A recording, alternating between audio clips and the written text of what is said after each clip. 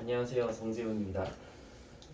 오늘 제가 얘기할 건 개발 쪽보다도 뭐 기획 쪽에 좀 관련된 얘기를 좀 해볼까 해요. 그래서 오늘은 뭐 개인정보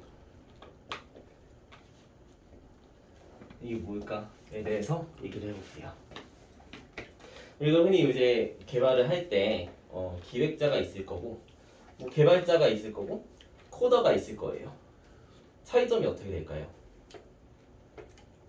개발자는 정말 구상을 하고 이렇게 개발 로직을 이렇게 생각을 하면 코더는 그냥 이 상태로 이제 야 이거 해요.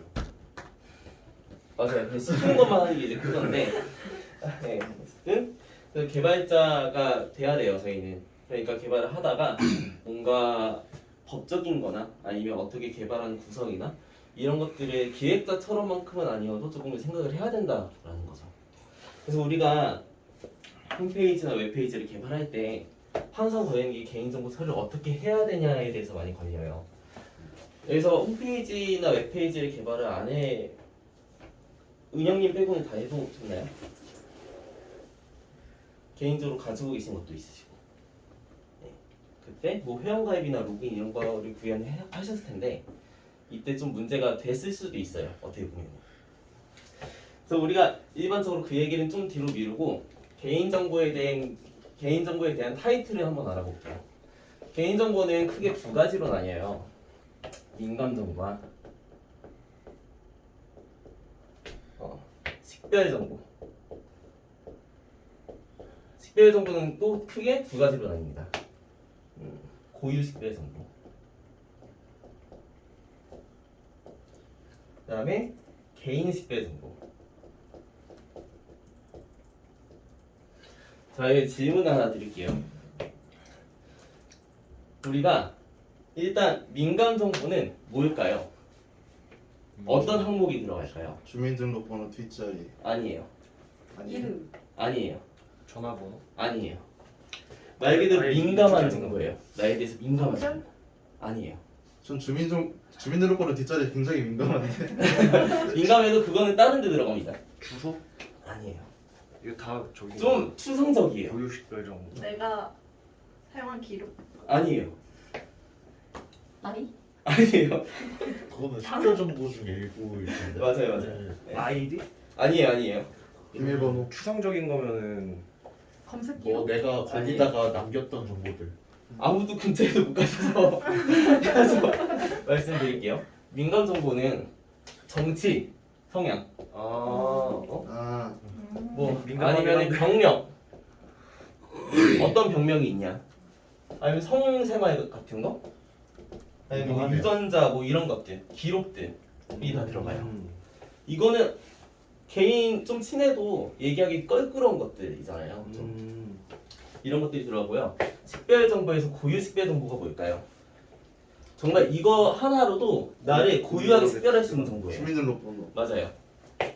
이건 네 가지로 구성돼 있어요. 주민, 운전면허, 여권. 여권, 네. 외국인 등록증. 그래서 우리가 주민민증 없으면 어디 뭐 중고 갈 때 여권 들고 가잖아요. 네, 이게 그거예요. 그래서 운전면허 들고 가도 되고. 네. 개인 식별 정보는 뭘까요? 이름. 아까처럼 뭐 나이. 이름은 들어갈 수가 없어요. 전화번호. 핸드폰 번호. 핸드폰 번호. 아, 어떤 한 개 항목으로 이게 누구일 거다라고 추측이 가능한 거예요. 예를 들면 이것도 가능해요. 이메일. 묶어서도 가능해요. 얘는 뭐 한 줄 코딩에 운영진이다. 모임장이다. 이러면은 저 말하는 거잖아요.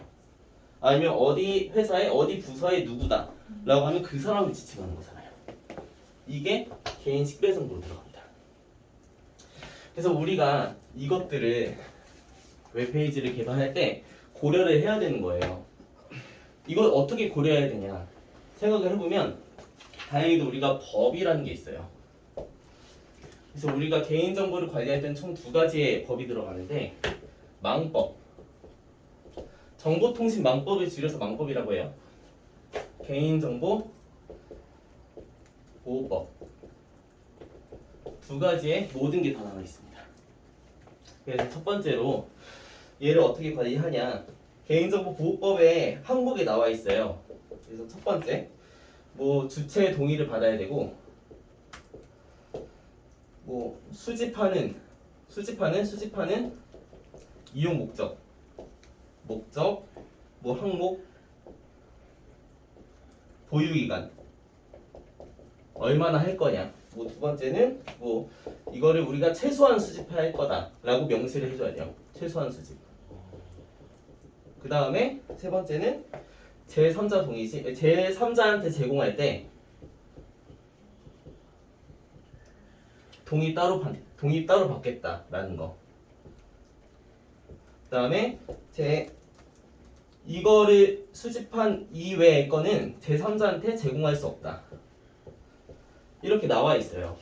그러니까 우리가 이렇게 나와 있는 거에 따라서 조치를 하면 되는 건데 여기서 제3자 제공 시 동의를 따로 받아야 된다라는 예시를 좀 들만한 게 있을까요? 은행 많잖아요. 네, 은행도 많고. 뭐 위치 정보나 네. 그 회원 가입할 때 뭐 광고성 수신 동의나 네, 그런 것들. 저 그러니까 예를 들면 우리가 홈페이지 만들면 이런 경우가 있을 거예요. 우리 홈페이지에 좀 이용자 수를 늘리고 싶어요. 그럼 우리가 기프티콘 보내준다. 뭐 이런 이벤트를 걸어요. 우리가 카카오한테 제공해줘야 되는 거잖아요, 번호를. 그럼 이런 걸 제공받아야 되겠죠. 네. 그래서 이런 법들이 있는데 이런 법들을 관리하는 기관이 있어요, 저희가. 그게 바로 키사라는 곳이에요. 키사에서 관리를 해줘요. 개인정보 관리하는 기관이에요. 그리고 여러 가지 기술, 뭐 보안이나 이런 것들 관리하는 부서예요. 그래서 이거를 어떻게 관리하냐 얘네들이 우리가 그 ISMS라는 게 있어요. 들어보신 분들도 계실 거고 안 들어보신 분들도 계실 거예요. 영향평가라는 게 있어요.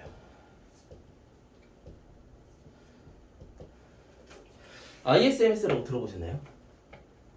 우리가 어떤 홈페이지 들어갔을 때 우리 ISMS 취득했습니다. 뭐 이렇게 보여주는 그런 홈페이지들 몇 군데 있을 거거든요. 옥션이나 아니면 뭐 이곳저곳 있을 거예요. 그랬을 때 모르시면 패스하고 이거 ISMS라고 우리가 그 개인정보가 어떻게 들어와 있고 어떻게 보안적으로 구성이 되어 있는지를 검사를 해주는 건데 ISMS를 받는 대상은 정해져 있어요. 우리가 ISP 업체, IDC 업체, 병원, 학교, 그 다음에 매출액이 전년도에 100억 넘는 사람, 그런 기관, 아니면 1일 이용자가 100만 명 이상, 이 기관들은 다 받아야 돼요, 의무적으로. 근데 제가 이거를 설명드릴 게 아니라 오늘 키포인트가 우리가 홈페이지 관리하면서 개인정보를 어떻게 관리하냐가 키포인트였잖아요. 그게 영향평가에 좀 들어가 있어요. 영향평가의 법에 보면은 우리가 개인정보나 민감정보나 그 식별정보를 기록할 때 고유 식별정보나 민감정보를 기록할 때는 우리가 암호화를 시켜서 DB에 넣어야 돼요. 근데 우리가 영향평가는 이것들이 이제 키사에서 이제 그 심사를 받으러 오는데 이 심사들이 비용이 굉장히 비싸요. 뭐 예를 들면은 이거 받는 데만 해도 키사한테 직접 받을 수는 없고 그 한번 민간 기관 업체한테 사서 의뢰를 해가지고 우리 뚫어봐라 해가지고 보안 조치가 됐는지 결과표 갖다가 보고를 해야 되고 이런 과정들이 다 있습니다. 그래서 영향평가는 정말 큰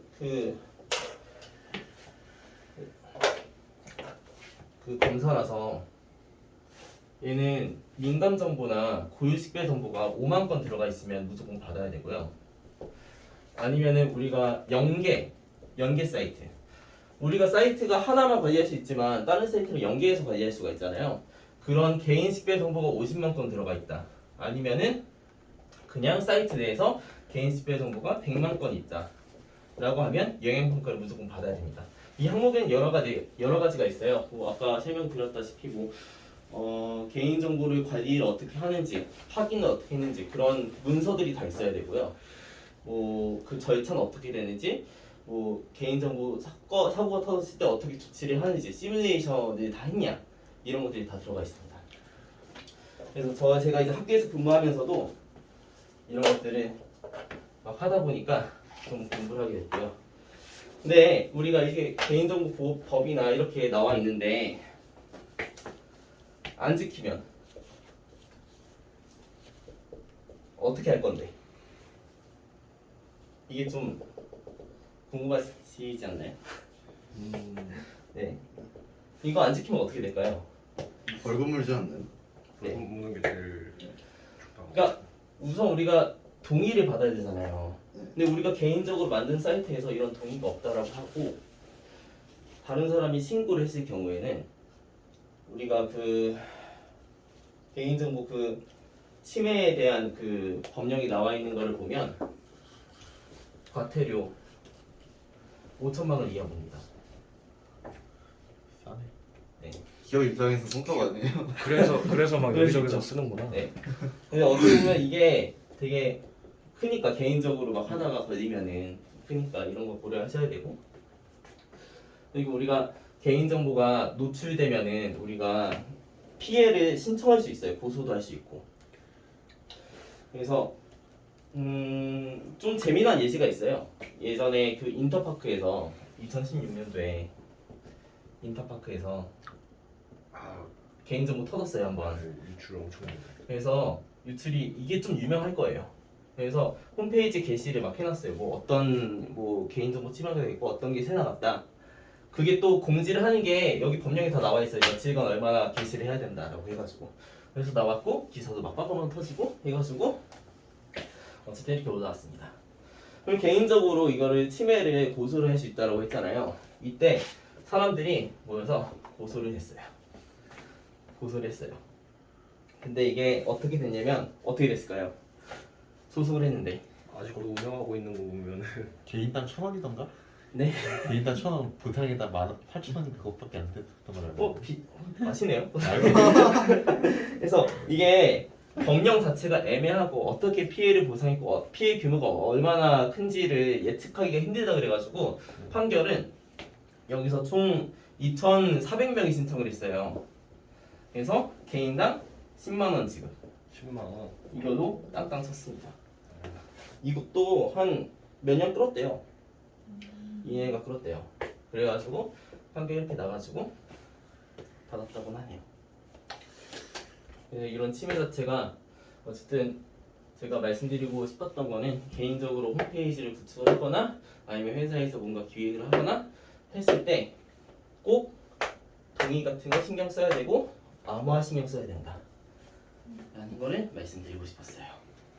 네, 이상입니다. 궁금한 게 있는데 네. 그러면